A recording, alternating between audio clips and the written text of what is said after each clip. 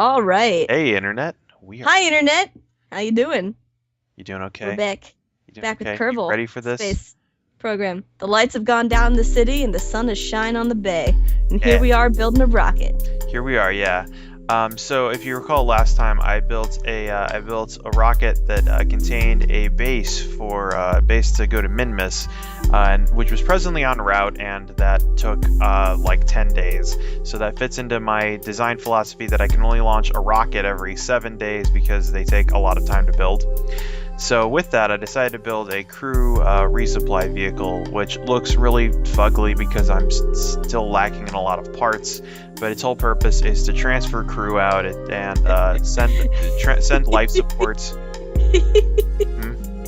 Looks a little bit like something we were talking about earlier off recording. If you're going to say it looks like a dildo, you might as well say every rocket looks like a dildo. Like, yeah, but no, that one specifically has like a bulbous head and like. Yeah, no, curve that's to the what every rocket does because it's like Aaron Hansen said in that one Game Grumps, like they're both just designed for penetration. One's just designed to penetrate the air, and the other one's designed to penetrate vaginas. Not and always buttholes. vaginas. Okay, there we go. But yeah, so anyway, I spent this whole time talking about dildos, so great. Welcome. So anyway, yeah, this is designed to transfer life support and also bring science and also transfer crew out. So Bring science to the cold darkness of space. Yes, well, we're doing science in there, so we're going to have to bring it back eventually. Alright. So the one thing I'm going to say is the launch profile for this vehicle is very different than the launch profiles for the other vehicles, in as much that I go straight up for a very long time because the current aerodynamic model in Ferrum is kind of weird, and as I described last episode, it adds a lot of unnecessary drag to things, and it works really badly with fairings. In a lot of test launches I did, if I banked over when I would normally do so, it would cause the air to start separating the fairing and either rip it in half or cause the rocket to spin out of control. You're looking a little wobbly there. Yeah, and that was the other thing. There were some points where the air would catch the rocket wrong, and suddenly it would start trying to course correct. And it would build up this oscillation that would eventually tear the rocket apart. So it took a couple of tries, and I had to do this really, really suboptimal launch profile. So one thing I also wanted to discuss, I called this vehicle the More Please for a couple of reasons. Matt, you're not helping your case any. Yell at me for talking about dildos. You know what I'm gonna do? I'm gonna take one of these penis-shaped suckers I got yesterday at the dildo party I went to. I'm gonna eat it. Great, eat that. Yeah, no, suck that dick. Space. Suck it great. It's all melty. I hate when my dick gets melty. It also tastes of butterscotch and peanut butter. So anyway, hey, look, we're in space and we're looking at the planet. Isn't that fucking magical? Oh god, wow, it's so beautiful. Did you add any new beautification mods or whatever? Not yet. Not at this time. There's a lot of texture compressors I've added to make the game run a little smoother. Okay. But anyway, yeah, so this vehicle, you might have noticed when I was building it, I did not add any heat shields or parachutes to it because the whole purpose is I want to make this reusable. So the entire purpose for this is it's going to go to Minmus and to the space station. And it's just going to kind of go between different moons and planetary bodies in Kerbal. Right now I'm making an inclination change because I realized I couldn't go to Minmus the normal way, so I had to spend some of my fuel to do a burn to actually create a slope on my orbit in order to intersect Why can't you go to Minmus the normal way? Huh? Why can't you go to Minmus the normal way? Because Minmus is on like a 17-degree slope from Kerbal. From we the talked about that last time. Kerbal, and the place that it's at is such that if I were just to fire at it from an equatorial orbit, I would miss it. Just go. Yeah, I'd fly straight over it. It has such a light gravity well that it has such a small gravity well that I wouldn't catch, and I'd have to spend a lot of fuel slowing down. And if I want to make a reusable vehicle, that's a bad call. So now I'm setting up my encounter, and I run into a second problem, which is my orbit syncs up with the moon. So I now Oh, have to set up another course correction after I pass the moon. You see those two arrows on my orbit and the other orbit. I do, I do. That's the closest encounter. I do manage to set up an encounter, and then I end up kind of ballsing up the burn here. God, you're just spinning around wildly. Yeah. Also, I remembered for the times that I'm at night, there is actually the B9 aerospace cockpit has lights you can turn on. So I Oh, decided to turn those on for grins. And hey, we'll take one good last look at the planet as we fly away. ah, so beautiful. Yeah. This brings a tear to your eye. It does. It will bring even more tears when we get to when we get to points where I've added even more mods to make everything prettier. See a little mushroom cloud off in the distance. Well, the two nothing. astronauts are like, oh. Oh. And so we finally end up burning out. This was just supposed to be I think this was supposed to be just our orbital injection stage, and it ended up lasting a lot longer.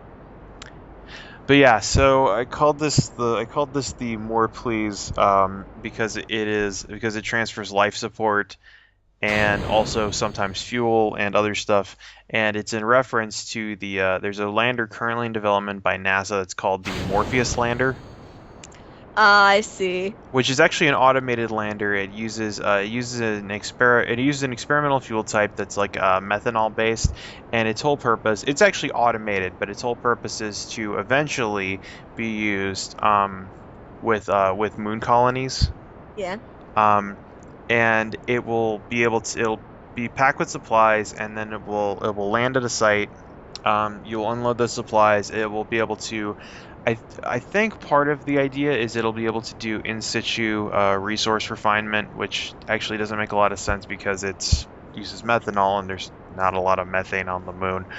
But it's supposed to be super light, super reusable, and it'll just jump into orbit, and then some other vehicle will rendezvous with it and transfer supplies to it, and then it will go back down.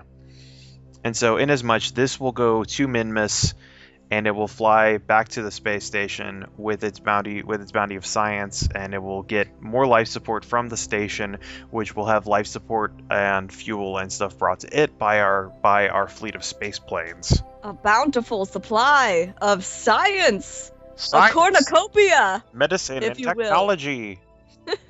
And okay, so now the space plane that we tested last time, we have Oh, hey, there it is. coming up on a beautiful sunrise. So the space plane we tested last time, we managed to get into orbit. It burned a lot of its fuel again because the aerodynamic model is kind of shit. And now I actually outfitted it with reaction control thrusters so we can dock it to the Bill Kerman space station. Awesome. And Way to so keep his memory alive. we get into a position to rendezvous with the station. After a couple of passes, you can see the lander flying off in the background there. And oh yeah, I also have the distant object. I've actually had the distant object enhancement mod for a long time, which adds things like flares for planets.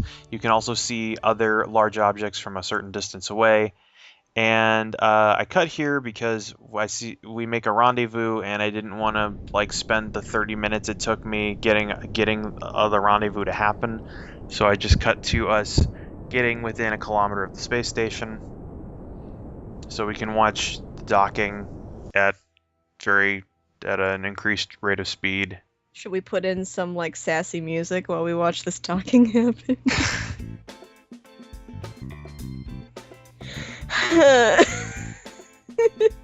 I'm sorry. Hold on. I'm gonna make this all better. 1 second. What plays on the radio in outer space? I don't know. Oh no. Neptunes. Oh. So anyway, you see that we have so since the space station is remotely controlled, you can actually see the Dream Chargers flying in from Kerbal, and I'm realigning the station so that I don't have to spend a lot of time reconfiguring the docking ports. And docking, so I also have a mod here that adds an alignment indicator saying how far off you are and your rotation and your speed you're coming in and your distance and all that stuff. And also, I'm now controlling the vehicle from its docking port, which changes all the controls around in reference to how the docking port is aligned. So since the docking port's on the bottom, I'm now controlling the plane's controls have now all been changed to the bottom, so doing something that would normally make the plane go up and down instead makes it go forwards and backwards. Why is that ever a thing? That just seems completely unnecessary and complicated. Because I want the controls to represent how the thing is facing. I'm going to have the plane be facing a weird direction. Because I don't want to put a docking port on the front of it because that'll mess with aerodynamics a little bit. And so here we begin the process of the thrilling process of having two objects drift towards each other at 0.2 meters per second. And And I'm glad I was doing this docking in the daytime. I regret mildly that I did not put any lights on the station to light up the part of the station that is dark from the sun. And for some reason, I don't know why, the docking alignment indicator doesn't like these docking ports I'm using. It says that they're like a foot away from where they should be. So when it says I'm lined up, I instead am like a little bit off, so I have to mess with it. Should we blur this part out? God damn it. I'm sorry, Matt. I'm sorry. Also, I'll say that this is the point where the controls in this game get a little complicated because to control... Well, yeah, because you just completely, like, inverted everything. Well, no. It gets complicated because I have to have both hands on the keyboard because my left hand does the WASD, Q, and E keys, which are your pitch, roll, and yaw. And then your right hand does H, N, I, J, K, and L, which are all your lateral and translational movements. So one of them turn the ship, the other one engage thrusters to move the ship the other way. Oh my god, I just like put my fingers on the keyboard just to see what you're doing, and it's like... It's like typing. Yeah, well... And so also, you see how huge the space plane is as big as the entire station? Wow. This point. Why don't you just keep a space plane up there? Because the space plane doesn't have enough life support, and the station has a lot of other things. Namely, the station has a science lab, a whole bunch of communicators, and a supply of fuel that I can pump into things. And it also has habitation modules, which would be unwieldy for the space plane. So, oh, hey! We can look inside at all the stuff that's in the habitation module. Food, not food. Yeah. There's food, not food. It's like laundry, science. There's a door. Don't mix them up. There's a door that just says to space. And so now we cut back to the landing of Minmus Base 1. So we've since circularized our orbit. It's taken 5 hours for us to come to the lower point of our orbit, and we want to land on the daytime side because it's just easier. That's the entire reason for that. Because of light. Yeah, because it's way easier to see where you're going when you can see where you're going. Yeah. Yeah. And so I'm setting it up so that we land on the plains because those are nice and flat, and if I'm going to land a giant thing that's really top-heavy, that's probably where I want to put it. So I'm doing some course corrections by firing at the north and south to move my orbit, to move my orbit north and south. Yeah, right there? Yeah, I had a burp. Gross. You are excused. What are you talking about gross? We were just talking about dildos for like... Hey! There's nothing wrong with a little bit of with pleasure. piece of silicone you stick in your butt.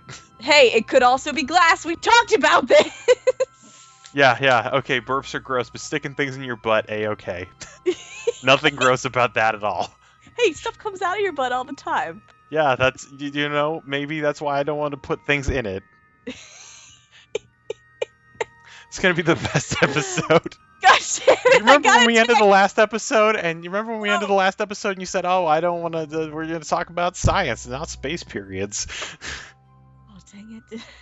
We did say that, didn't Yeah. we? So we're doing a Okay. great job talking about science this episode. Okay. We're about to do a bunch of it, okay? Human body science is all well and good, you know. Burps okay. I'm sorry, I called your burps gross, Matt. I mean, they are gross. But... Just saying, don't shame me for burping. I won't shame you for burping if you don't sass me for masturbating. Just scrap all of this. Start again. It was a good Let's Play series, everyone. Good job, everybody. Look, you're about to land on the planet. Oh wow, it looks so cool. It's so great. Everything is great. Just put like a bunch of like technical difficulties and a beep over the past 5 minutes. If the dog that's unplugged the cable from the camera. So yeah, we're about to touch down with our enormous lab, and after that we'll begin deployment of our tiny Scoutlander craft, which I have affectionately called the Hoppers. Is this ice or dust? What we're looking It is ice, I believe. There's a glitter. There is a glitter, but I mean, there's glitter on ice too. There's a lot of question on whether or not it's water ice because it's like turquoise. So there's obviously some other particulates within it. Perhaps our science and our sample gathering will explain further what all of this is. Stick the goo in it. Although the goo's we're just gonna expose the goo and see what happens. Also, I have to draw on all these legs because I forgot that when I pressed the landing gear button, it extended all of the legs to everything. So here's me taking the first craft and landing it near our base. Also having deployed the solar panels at this point to give us power to maintain life support, all day, so that we can have our huge batteries which last all through the night. And hey, since we landed here, why don't we plant a flag to celebrate our outpost? Yeah, do it. And you can see Danrick Kerman is ecstatic. Danrick, so proud of you. Way to go. Way to live out your dreams. Yeah. Science! Serve this tiny world in entirety in preparations for future generations. And now Danrick carries out her next duties, which are to land the other hoppercraft while Bob and Joe Moore sit inside and have cocoa. Good girl. They're playing cards. Yeah, the cards finally work again. They had a problem with gravity for a while, and you can see the hovercraft lifting off, and then the gear deploy, and I land all of them eventually. I cut that part out because maybe you didn't want to see me do the same thing 3 times in a row. Well, whatever. So now we go inside, and man, everyone's just Ah! they're just so happy. Look at how happy they are. Oh, I didn't even notice she's got freckles. That's adorable. Yeah, they got freckles and hair ties. And look out the window. There's Minmus and laundry and a poster board and food, not food. So now that we've spent some time decompressing, we're gonna send our craft off to go and explore the nearby areas of Minmus. I love that they're so excited about it. I know, it's my favorite expression in the whole game. Like, that they even do this like weird twitching thing. Yeah. Just like so happy. Yeah, it's like space. So one of the other reasons is I have enough parts I could build rovers to go here. The problem is that Minmus, the gravity is so low, and because it's made of ice, the surface traction is so bad. It would just do a million flips. The whole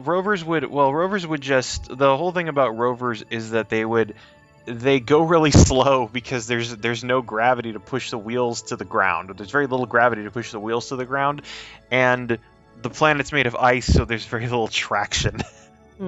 So you can drive a rover on the flats, and then you hit a very mild slope, and it just kind of stops and just slides up and then slides down uncontrollably. So it's actually more effective to have flying vehicles on Minmus because the gravity's so low that just with your Kerbal's jetpacks they can get into orbit. Now the only reason that I did not The only reason I did not use the Kerbal's jetpacks alone is I realized Interstellar is kind of broken here. There's a thing you notice whenever I right-click on my Kerbals to get options that mentions radiation. Oh. And what's supposed to happen is if they're not in an area that is radiation shielded, like their spaceship, they'll start taking radiation, which is measured in microsieverts and millisieverts. Oh no. If I don't, I can't remember the conversion rate between rads and sieverts, but I mean, if you take 1,000 rads, that's as much as you need to kill a person. So I needed a craft to put them in so they were not constantly exposed to radiation. And after a long time of climbing the hill using my jetpack, I finally grab. Look, there's well, the ground here looks more like cookie dough, and your mouth starts to water. So that sample wasn't quite that helpful for science. Dinner kills. Good job.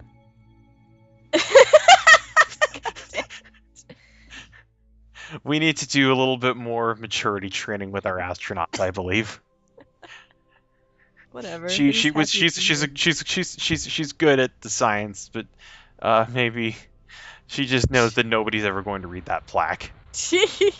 So now that we've explored the Midlands, we're going to send Bob out to go and explore the lowlands, which are on that ridge over there. Whoa! That's some sweet maneuvers you just did. Wonder if Minmus tastes of mint. Again, more ice cream jokes. And also, you notice that these are outfitted with a whole bunch of different scientific instruments, and that's one of the other reasons I wanted a craft to fly around instead of just sending the Kerbals, because the Kerbals can't carry things like the Mystery Goo Container or the Science Junior or even the thermometer. Well, they can carry the thermometer because of Kerbal attachment system, but they can't make it work. It can't gather science with it because it's not attached to anything. Oh no. So yeah, we managed to send Bob out to land on one of the lowland plains. And again, it's a perfect landing. I realized much later, I'm touching these things down like way too daintily and landing fuel. Like the landing legs are strong enough. The landing legs are strong enough and the gravity's so low that I can honestly hit the ground at like 20 meters per second without doing damage to my Kerbal or my craft. They look pretty delicate though, so I can understand where you'd be like. Yeah, they're supposed to be for very, very tiny craft. These are small craft, but you're supposed to use them with much smaller ones. So anyway, we're flying up because we want to get to the ridge of this. Because if you're going to plant a flag, you might as well go as far up as you can. Might as well plant a flag. Ugh! The airport. We bet we could jump from the lowlands to other lowlands. Hey, look where we are, just on the edge, overlooking the lowlands there. Wow. Gonna plant that flag. Planet! On the planet! Bob's Premium Hilltop. Marking the top of the bottom. And we get a handful of snow, ice, and dirt, and certainly this will be of importance to the people at Mission. And just kind of flip it end over end because I forgot which way I wanted to go, and also forgot to turn on the stability controls. So we're going to take this all the way to the South Pole, because Joe Moore's already seen the plains and the slopes, and she wants to see something a little bit more impressive. And also just kind of float along with the craft, and whoa, oh my gosh, can't get back in, spinning out of control, but hey, this is kind of fun. You're like dancing with your spacecraft. And so we built out our orbit, and we're going to take this all the way to the South Pole. Because we've also heard of mysteries down there. Apparently our scientists, our Kerbal scientists, with their advanced telescopes, say that there are anomalies on the South Pole. Really? Yes. Like aliens? I'm not saying it's aliens, but is it aliens? We haven't found any evidence of aliens yet. Okay. Are the Kerbals alone in the universe? It's a question that they keep asking, that they will continue to ask themselves. I try to land directly on the South Pole just to see if I can, and eventually I realize I'm wasting fuel trying to do that. So being close is good enough. And also I wanted to land in a place where it was pretty light because the actual South Pole is like in the middle of a shade spot, and this thing's powered by solar power. And Keep thinking yeah, it's gonna tip over. yeah, it's actually the stability assisted systems are the only reason it's staying up. Oh. The gyroscopes in it are the only reason that it's there. So anyway, we get out and we fall down, and I was running into a problem. Normally I'd RCS off, but I discovered if I turned on RCS while my guys were on the ladder, it would make the game crash. So anyway, we head to the anomalous region of the South Pole. It's like a what? Where we Okay, something's going on with your graphics. Or... we can see strangely through the planet and into the solar system. It's clearly not a tear in reality. It's a place clearly not for Kerbal eyes. I can see everything. Clearly, yes. Clearly, this is extraterrestrial witchcraft, and clearly nothing else. If this universe is a product of a divine creator, clearly they have made it. Clearly, they have erred in their ways of creating this world. Wow, you are blowing her mind. And it obviously has nothing to do with how the bitmap of the world is maybe mapped incorrectly at one part of it where everything comes together. Wasn't that a short in the Animatrix? I never watched the Animatrix actually. Whoa! Whoa! Yeah, I think it's the only good thing to come out of that trilogy. What trilogy? I mean that one movie. Yeah. They could have done with some sequels. The Animatrix was good, but maybe some other feature-length films would have been better. And I waste a whole lot of fuel trying to get really close to the base here because I want to get close enough that I can use my fuel lines. So I have these pipes here. Yes. So I can set those up with the Kerbal. These are actually part of the Kerbal attachment system. I can bolt them on to my fuel tanks, and when I link them, you notice that there's this little line coming out of the back of the Kerbal. Yeah. I can connect those.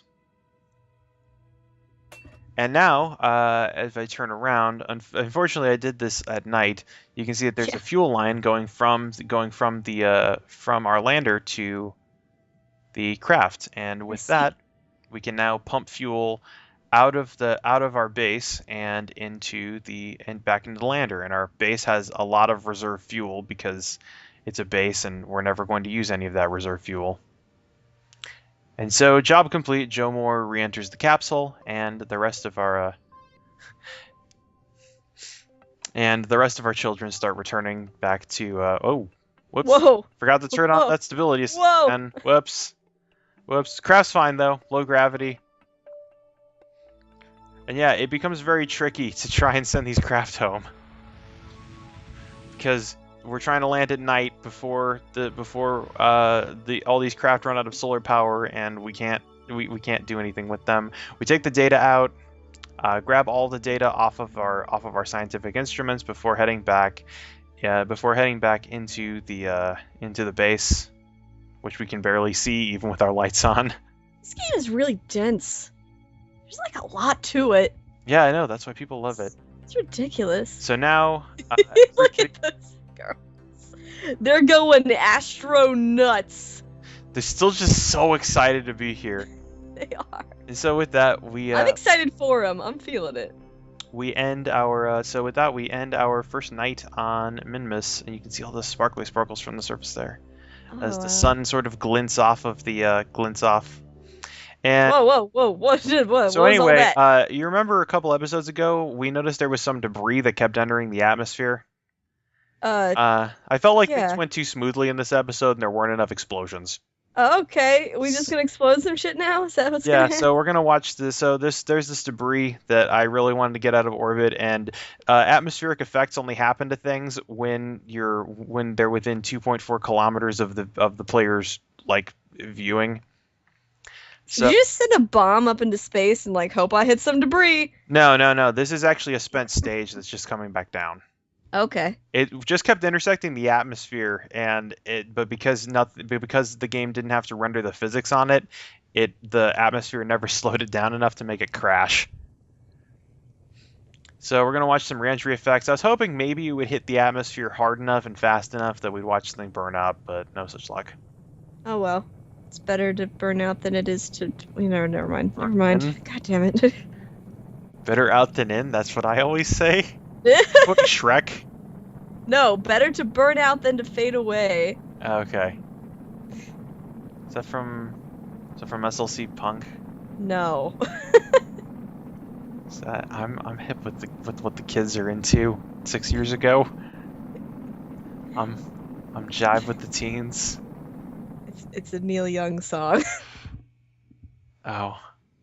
Also, you can see how long, if you look up the top left, this thing's been in orbit for 112 days. Wow.